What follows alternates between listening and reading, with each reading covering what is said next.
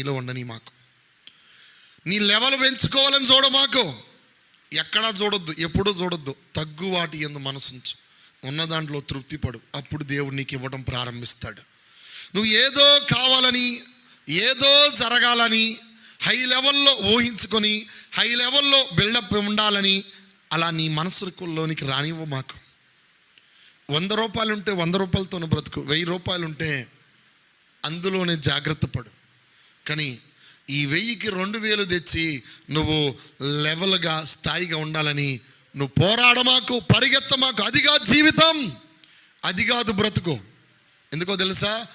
తగ్గు వాటి యందు నువ్వు మనసుంచు, తగిన వాటితో తృప్తి పొందు. అప్పుడు దేవుడు నీ స్థితిని, నీ స్థాయిని దేవుడు హెచ్చిస్తాడు. హల్లెలూయా చెప్దామా? ఎందుకో తెలుసా? నీ స్థాయిని మార్చేది దేవుడు, నీ స్థితిని మార్చేది దేవుడు, నిన్ను దీవించేది దేవుడు, నీ లెవెల్ పెంచేది దేవుడు. మనుషులు నీ లెవెల్ పెంచరు, మనుషులు నీ స్థాయిని పెంచరు. దేవాది దేవుడే నీ స్థాయిని పెంచేవాడు, దేవాది దేవుడే నీ స్థాయిని తగ్గించేవాడు. ఆయనకిష్టునిగా